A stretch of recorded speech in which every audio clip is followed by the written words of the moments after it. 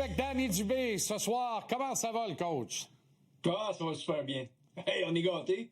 Wow! Formidable. Formidable. On va commencer par l'arrière, puis je suis content qu'on commence par les brigades défensives, parce que je pense que c'est là que la série se joue, devant le filet et à la ligne bleue. Beaucoup d'abonnés absents chez le Canadien dans le match numéro 1, résultat de défaite, et un travail impeccable depuis ce temps-là, et 2 victoires. Et en même temps, là, tu regardes le leader des Sabres, Rasmus Dahlin, qui est très bon, et celui du Canadien, le diminutif Lane Hutson, qui est le meilleur des deux, Danny? Lane Hutson, sans l'ombre d'un doute. Jusqu'à date, là, c'est le joueur qui fait toute la différence dans la série, fait la différence dans les séries. Écoute, si Dahlin, c'est le joueur, c'est le trophée Norris, nous, on a le trophée Norris. On a le joueur, je trouve, qui est le plus significatif en termes de jeu collectif. C'est le gars qui, parmi les gars de la Ligue nationale, dans les statistiques avancées, est l'un de ceux qui provoque le plus de chances de marquer et de ce qu'on appelle les goals attendus, les buts attendus, expected goals, dans toute la Ligue nationale. C'est un phénomène, ce gars-là. Puis aujourd'hui, là, je te fais une petite parenthèse parce que je voulais vraiment qu'on ait une discussion à propos de lui. Je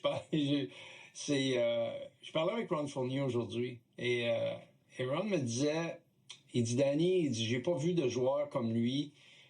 Le seul gars à qui je peux penser qui avait autant d'impact, puis autant de prestance, puis qui était aussi flamboyant lorsqu'il était avec en possession de la rondelle, c'est Bobby Orr.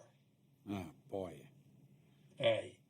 Tu sais, quand tu mets un jeune comme ça dans la même phrase que Bobby Orr, puis là, moi, j'ai pas vu Bobby Orr dans ses belles années. Je l'ai vu à la fin de sa carrière. Donc, il jouait sur une patte, là. On le sait, il avait été blessé gravement à un genou. Il est revenu au jeu. Il n'a pas été le même joueur par la suite. Mais Lane Hutson est absolument sensationnel. Je regarde, il prend plus de minutes que Rasmus Dahlin. Il est meilleur en possession de la rondelle, provoque plus de choses. Oui, il est moins costaud. Oui, il a moins bon tir. Oui, il y a paquet de choses là, que tu peux décortiquer.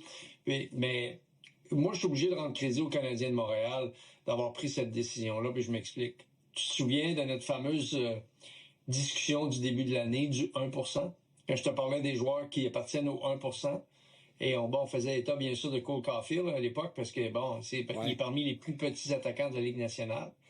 Mais tu sais, des petits attaquants dans la Ligue nationale, il y en a quand même pas mal. Mais des petits défenseurs comme lui, aussi dominants, il n'y en a pas, là. Tu sais, t'es dans le 1%. Alors, que le Canadien ait pris la décision de faire de ce joueur-là leur projet numéro 1 pour bâtir leur brigade défensive, c'est absolument incroyable. Parce que c'est contre toutes les statistiques, c'est contre toute logique, c'est contre tous les standards préétablis. Alors qu'on sait qu'un défenseur, c'est 6 pieds 2. On sait qu'un gardien de but, c'est 6 pieds 3. On sait que les attaquants, c'est autour de 6 pieds 1. Ça, c'est les moyennes. Puis tu regardes un gars avec ce gabarit-là, écoute, je te le dis à la blague, là, on était au repêchage, puis quand je l'ai vu arriver à la table, là, j'ai dit à Martin McGuire, j'ai dit, il a besoin d'être bon, lui, là. Parce que lui, si je le regarde, là, il avait l'air il avait même pas l'air d'un joueur qui joue chez les midgets, tellement il est frêle. Tu sais, tu le regardes, tu dis... Ouais. Les gens le trouveraient trop petit. Chez les midgets, ils disaient, il est pas gros, hein? Non, ça n'a pas de bon sens. Qu'est-ce qui explique, Danny, qu'il ne reçoit aucun crédit ailleurs dans la Ligue nationale? C'est pas juste la non-nomination au Norris, la non-sélection avec son programme national, la sélection américaine. Au repêchage, qu'on le veuille ou non, tous les clubs ont passé dessus une fois, puis le 2/3 ont passé dessus 2 fois, puis le Canadien a finalement dit, on va prendre une chance. On ne semble pas... C'est parce qu'ils ne regardent pas les matchs. C'est quoi l'affaire? Comment ça se fait que n'importe qui regarde la liste du gars-là, une période, il dit, attends un peu, il m'a regardé une autre période. Puis là, tu m'as regardé une autre période. Puis à un moment donné, tu fais 20 games, il le regarde, il casse pas. Il est toujours meilleur, puis il sort toujours un lapin de son chapeau. Allumer quelqu'un? Comment ça se fait qu'il n'y a rien que nous autres qui le voient? Ben, je pense... Ils veulent pas avoir la cave, personne. Ils veulent pas faire vu qu'ils ont levé la tête bêtement. Je veux dire, c'est quoi l'affaire? Ouais. Ben, tu sais, au moment où tu commences à avoir des nominations qui sont le fruit de discussions, de votes, que tout le monde regarde les matchs, puis tout ça. Tu vas toujours avoir du monde qui vont être des dénigreurs, surtout si le joueur, c'est un joueur qui rencontre pas les standards. Alors, c'est sûr que dans sa catégorie, il y a Makar. Dans sa catégorie, il y a Quinn Hughes. Ouais. Fait que, tu sais, à un moment donné, les sélections aussi, il faut regarder ça. Parce que c'est un jeune joueur. Moi, je pense que c'est une question de temps avant qu'il devienne un joueur établi. Parce qu'il a trop fait jusqu'à maintenant pour qu'on lève le nez sur lui. Puis c'est sûr qu'au début, tu vas avoir surtout... Écoute, puis moi, là, je fais partie de la... J'essaye... Puis là, je veux pas me ramener ça à moi, mais c'est dans la discussion, là. Tu sais, j'ai 65 ans, là. Puis j'essaie toujours de me garder à jour en disant, laisse tes vieux souvenirs de côté, garde-les comme expérience, sers-toi-en pour juste brasser les idées, essaie de garder l'esprit ouvert. Tout est en mouvance, tout est en changement. Si tu t'ajustes pas, t'as pas d'affaire là. T'sais, les coachs sont comme ça, les joueurs aussi le sont, et le profil du joueur a changé. Alors moi, ce que je dis, c'est, un gars comme lui, il vient tellement ébranler ta façon de voir les choses. Et je te donne un exemple, OK? Mettons que tu dis à Joel Kenville, là, je regardais, là, il y a plus de 200 matchs dans la Ligue nationale, en série d'après-saison, puis il en a gagné à peu près 60% de ces matchs-là. Là, tu sais, tu lui demandes, tu dis, hey, toi, là, Lane Hutson, le prendrais-tu dans ton équipe? Il va peut-être te dire oui poliment, peut-être qu'il va te dire oui avec enthousiasme puis tout à fait.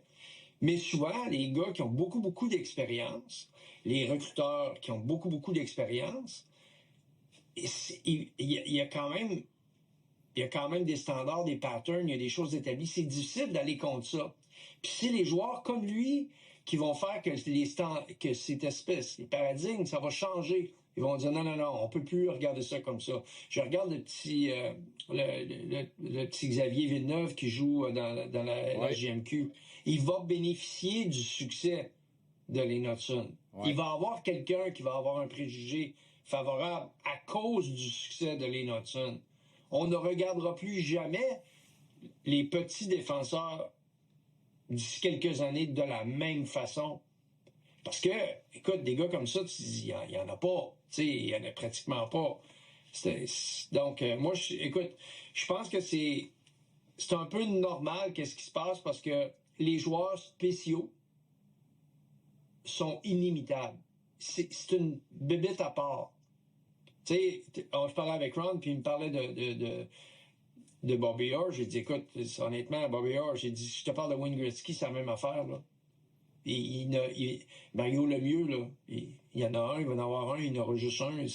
Des joueurs qui sont spéciaux ont une signature, une façon de faire les choses unique à eux-mêmes. Et dans le cas de Lane Hutson, je trouve que tellement que c'est un féroce compétiteur avec les outils qu'il possède, puis des fois, ben, si tu sous-estimes les outils qu'il a, il va te faire vraiment mal. Clairement. Moi, je le classe déjà devant. Moi, je le trouve supérieur à Quinn Hughes.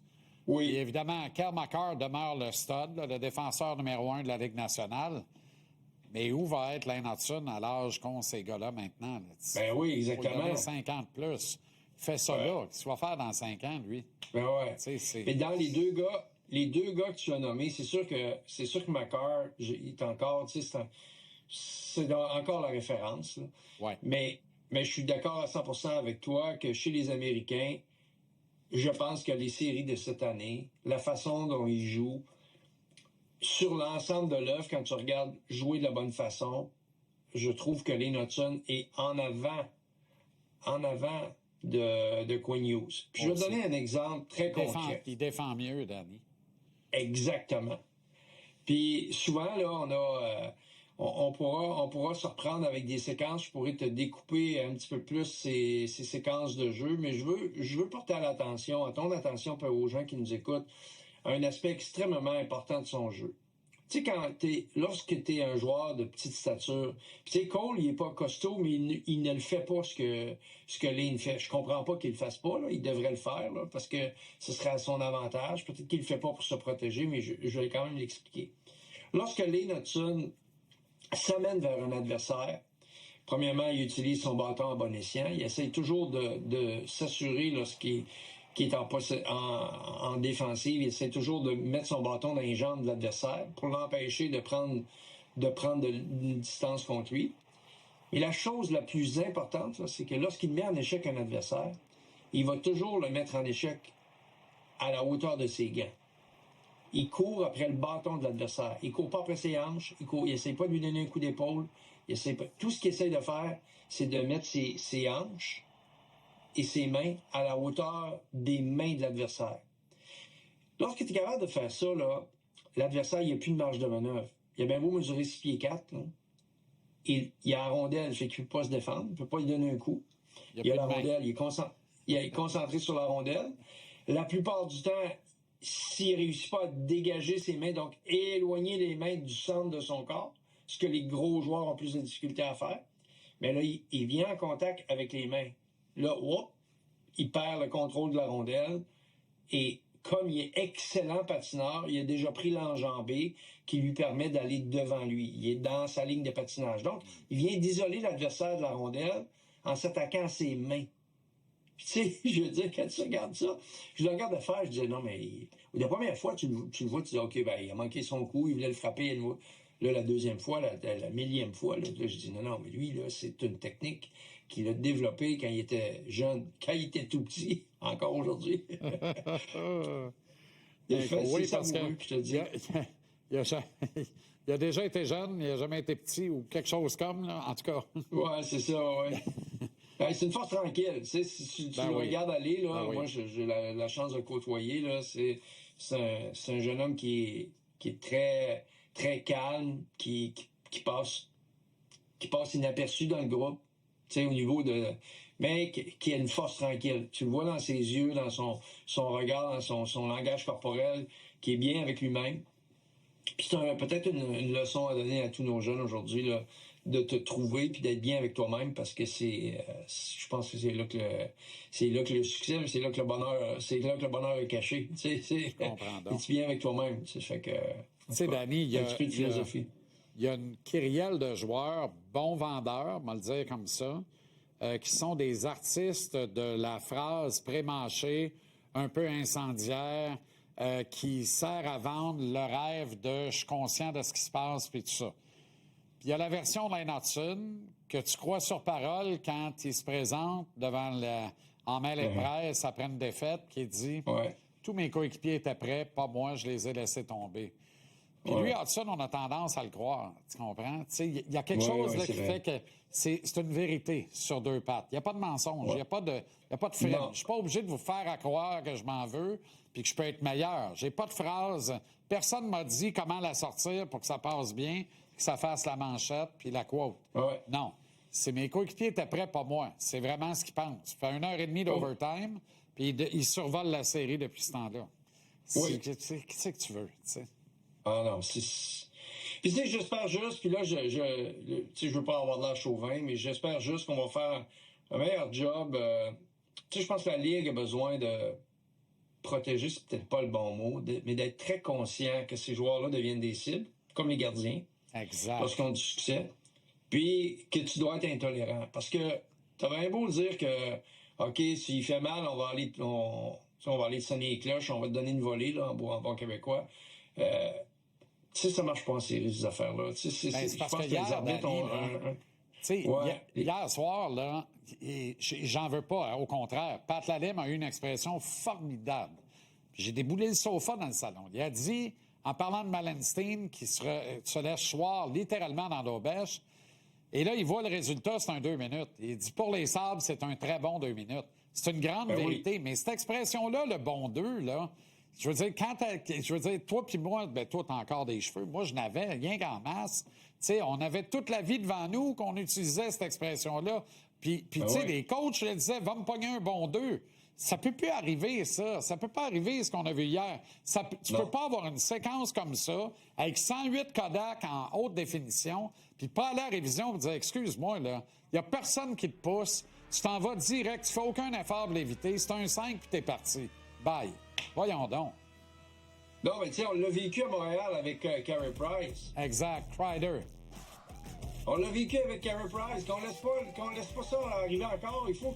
Puis moi, je pense que nos dirigeants, j'espère, revendiquent auprès de la Ligue une meilleure protection des gardiens parce que c'était absolument grossier. Cette séquence-là, c'était grossier.